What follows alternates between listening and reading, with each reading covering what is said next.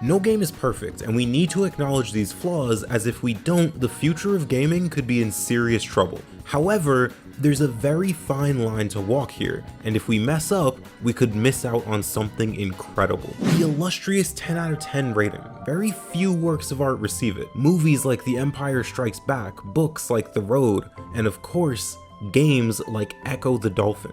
But despite all evidence to the contrary, these games aren't perfect. Far from it, in fact, and if you can believe it, that's actually a good thing. To understand why, we first need to look at the biggest flaws of some of my favorite 10 out of 10 games. The team behind Celeste played a very dangerous game. You see, there's an inherent risk in making a game like this.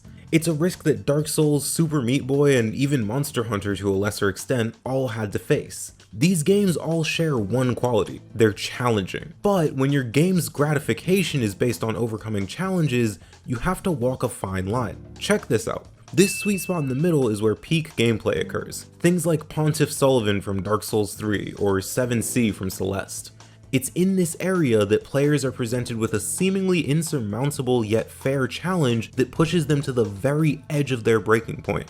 If we go too far in this direction, we go from fun and challenging to frustrating. And that's why I say Celeste and games like it are taking such a risky gamble. When they get it just right, they're some of the most satisfying games you can play. But when you get it wrong, things can get pretty frustrating. And therein lies Celeste's biggest shortcoming. See, for about 90 to 95% of this game, you're here.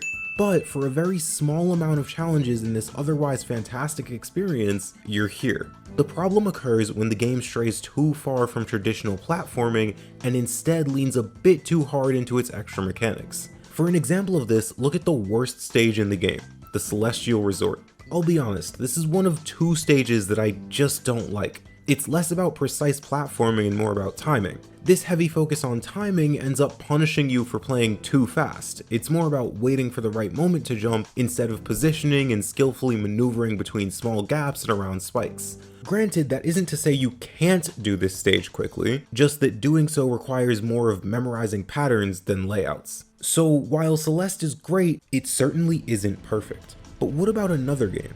Something that released earlier this year and took the gaming world by storm. Of course, you know what I'm talking about. The most recent modern masterpiece from the mad mind of Miyazaki. It's none other than Elden Ring. Elden Ring's biggest flaw is just as unbelievable as the overall quality of the game itself. This is one of those rare games that you've always dreamed of. You explore a fully open world, defeat powerful bosses, unlock new magic, weapons, armor, and skills. I mean, the fact that a game like this is even real is incredible. I often see games that execute one or two things extraordinarily well. Sometimes it's combat, sometimes it's music or story or characters. Elden Ring, on the other hand, somehow does nearly everything with such a high level of proficiency that I really do mean it when I say this game is unbelievable. The customization is near endless, with dozens if not hundreds of totally unique yet equally viable builds.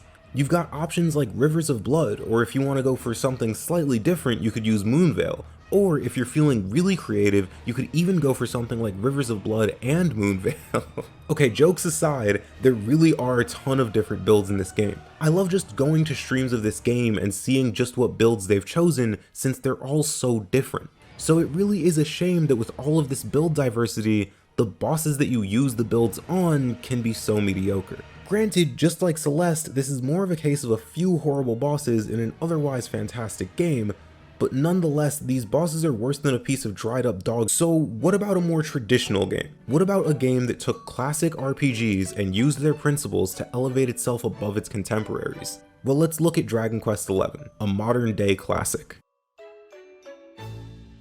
Dragon Quest XI's problem is by far the most painful of the three, and possibly even the most frustrating problem of any game this good. Dragon Quest XI makes me feel like a kid again.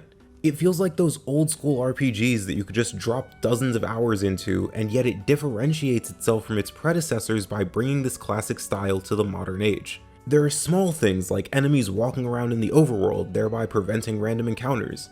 The animations of said enemies are some of the most expressive I've ever seen in a game. Each of them is overflowing with personality in a way that words just don't describe. Look at this guy. When you beat him, he drops his spear into himself. This game is full of little things like this, and it helps that each enemy has a unique, unforgettable design to accompany their excellent animations. Of course, none of this would even matter if the gameplay, characters, and story weren't great too. And since I put this on a list of 10 out of 10 games, you know they are. This game does traditional turn-based combat about as well as it can be done, with the gameplay often being more about the spectacle of it all than just the strategy. Lastly, Dragon Quest has one of my favorite casts of characters in any game. But what are great actors without a script to follow? Luckily for Dragon Quest, this story is filled with surprises and wonderful moments from start to finish. For example, one of my favorite moments in the story is when the party arrives at the Tree of Life and finds the subscribe button. Naturally, they all press it to ensure that they don't miss a video. And with a story this good, it's no surprise that I say its flaw is so painfully disappointing, especially for an RPG. That flaw is the music. Now look, there are some decent songs in this game and the overall soundtrack isn't even bad, but it's kinda like gathering 4 of the best basketball players of all time and then throwing a 40-year-old with bad knees who played varsity back in high school on the team. It's just such a disappointment that we could have been looking at a truly perfect experience, and yet it was stolen by this underwhelming soundtrack. So why nitpick like this? Isn't it a bit excessive? Well, yes and no. Let's imagine you make a cake for your friend. Unfortunately, that cake tastes terrible, but your friend doesn't want to hurt your feelings, so they don't say anything. Now next time you make a cake, it's going to be just as bad, and the cycle is just going to repeat until someone finally speaks up.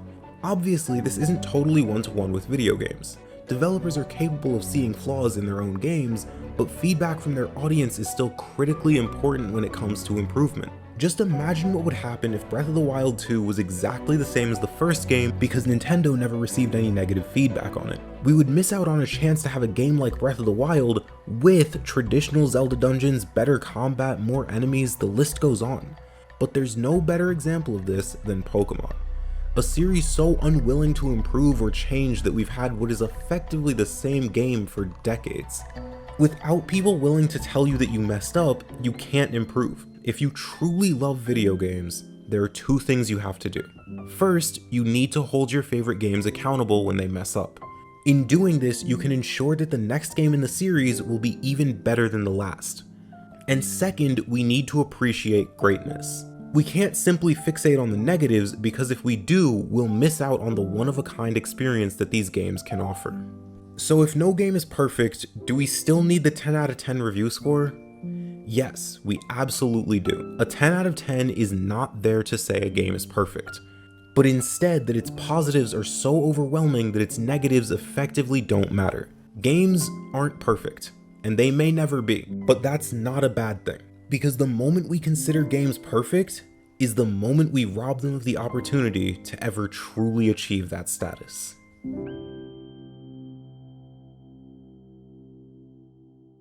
Now check out this video on why games matter, or if you're an Elden Ring fan, you can check out this video on whether or not that game is unfair.